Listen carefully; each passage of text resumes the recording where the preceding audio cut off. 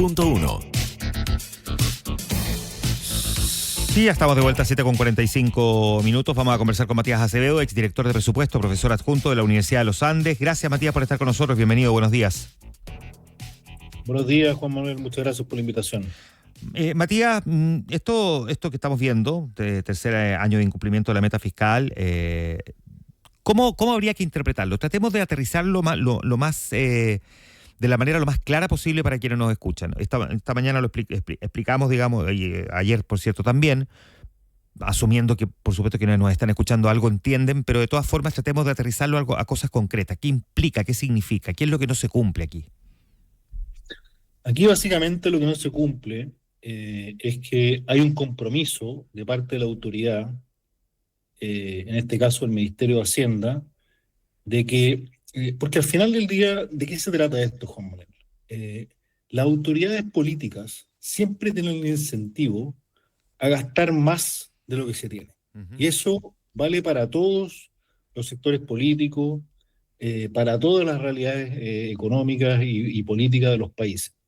Y por lo tanto, como el costo, siempre los gobiernos tratan de beneficiarse, ¿no es cierto?, de los ingresos que tienen y de la situación fiscal que se tiene, pero no tienen la conciencia o no tienen el incentivo a pensar en las generaciones futuras. Y por lo tanto, los que hacen las buenas prácticas de las finanzas públicas es decir, pongámonos reglas. Si nos ponemos reglas, vamos a poder definir un marco donde podemos actuar, una cancha donde podemos jugar. Y así no comprometemos el futuro de las generaciones que vienen, digamos, en materia de finanzas públicas, en materia de gasto social y los programas sociales. Ese es el objetivo finalmente de tener reglas. Y lo que ha ocurrido acá es que por 3 años consecutivos, esa regla o esa meta de decir voy a gastar este nivel, o sea, no voy a gastar más de este nivel, que sería la diferencia entre ingreso y gasto, no se ha cumplido. Y son metas autoimpuestas, eso es lo más paradójico de todo, no es que, digamos, alguien te imponga las metas desde afuera, sino que el mismo gobierno es el que se impone sus metas. Esto tiene que ver con la ley de responsabilidad fiscal, ¿no? La del año 2006. Que básicamente le dice al gobierno que tiene que en el fondo emitir un decreto donde define su meta fiscal para un periodo, y que entiendo que además un periodo superior a los 90 días desde que asume.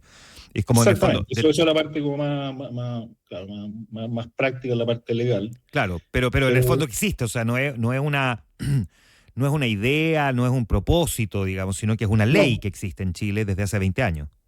Exactamente. Del año 2001 existe la ley de responsabilidad fiscal y del año 2006, como tú dices, existe este decreto, la obligación de establecer este decreto. Ya, y en el primer decreto del gobierno, del presidente Boric, se proponía pasar desde un déficit estructural que estaba estimado en esa época 3,3% del PIB en 2022 a 0,3% del PIB en 2026. ¿Qué pudo haber pasado en el camino que finalmente nos encontramos con esto? Mira, lo que ocurrió básicamente es que claramente el gobierno en cada uno de sus mandatos a partir del año 2023 sobreestimó los ingresos que iba a tener el año siguiente.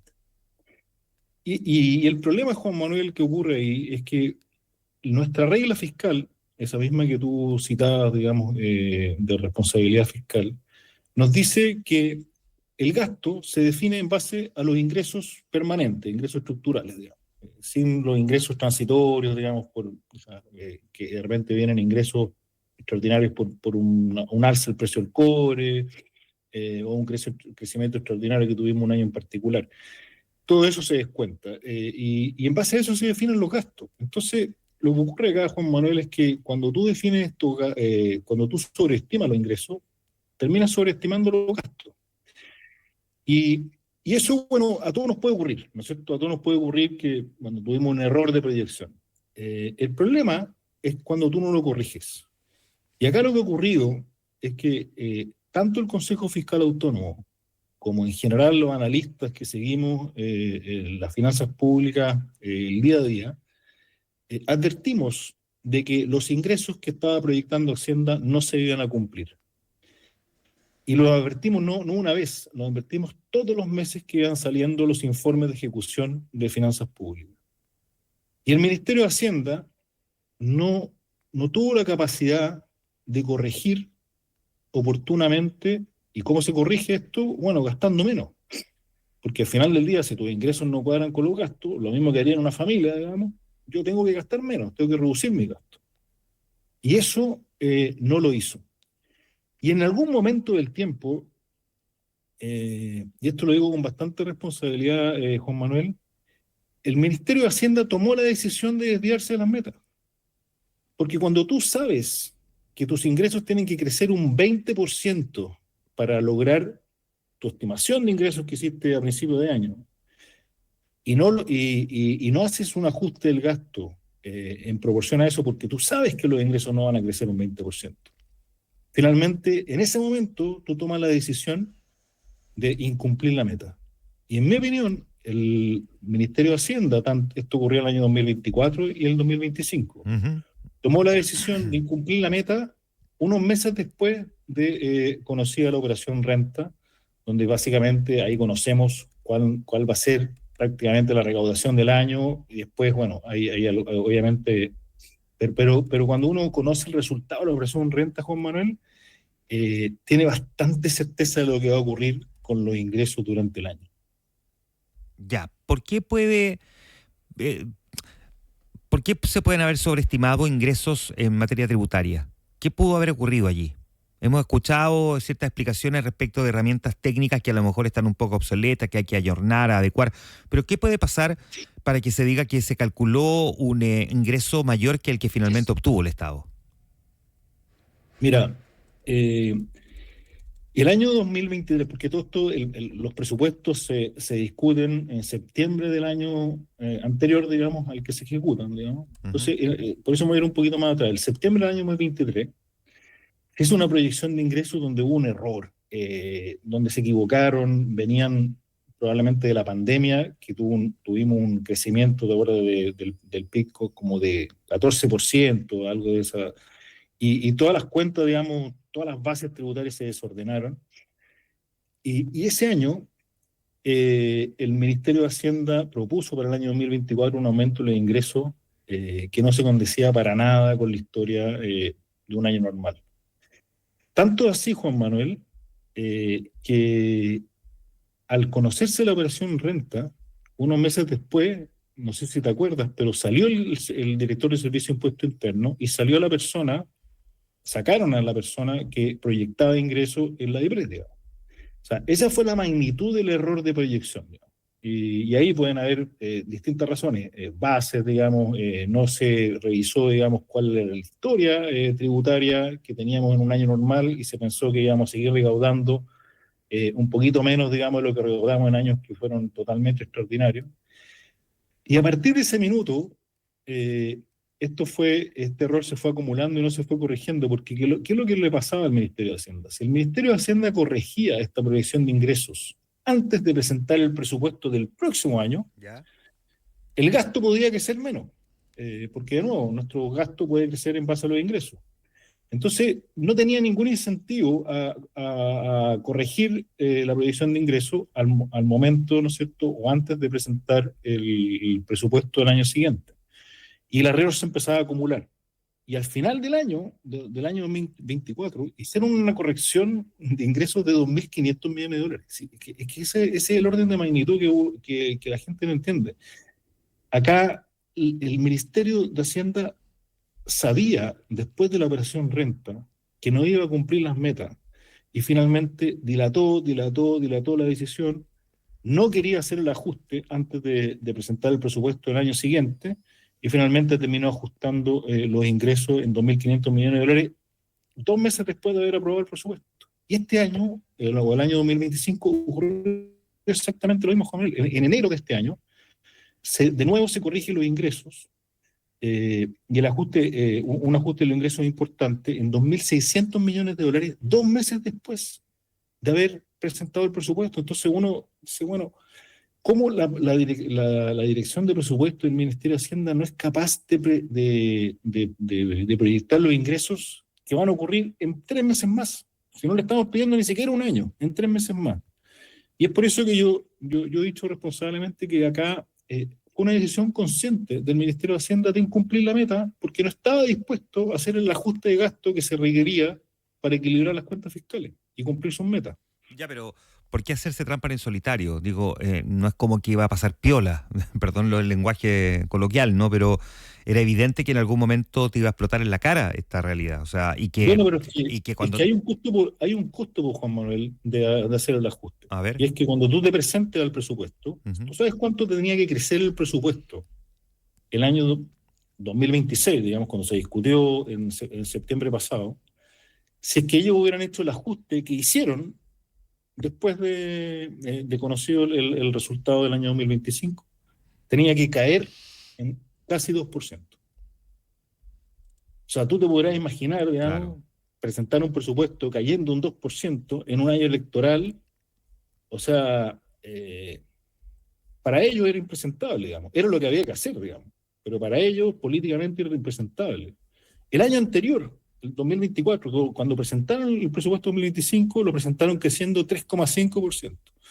Si hubieran hecho la corrección que hicieron 2 meses después de haber aprobado el presupuesto, 2 meses después, el presupuesto podría haber crecido, creo, menos de un 1%, o casi cero. ¿No? O sea, era básicamente mantener el mismo nivel de gasto.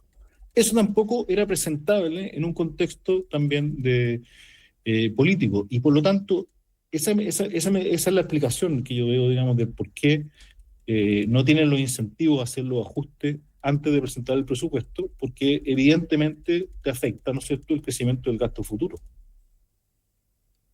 Desarrollamos ese punto un segundo para entenderlo bien, a ver, para quienes se nos pueden perder. ¿A qué te refieres exactamente con eso?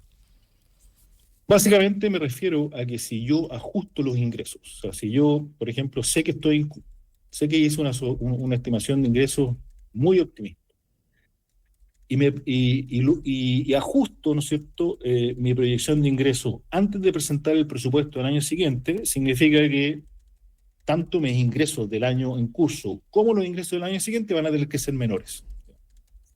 Si mis ingresos son menores, puedo gastar menos, porque mi regla me dice que yo gasto en base a mis ingresos. No defino el gasto, no cae, digamos, del cielo la definición del gasto. Si tengo ingresos, por tanto, puedo gastar, el crecimiento del gasto puede ser X% en base a la meta que yo me definí.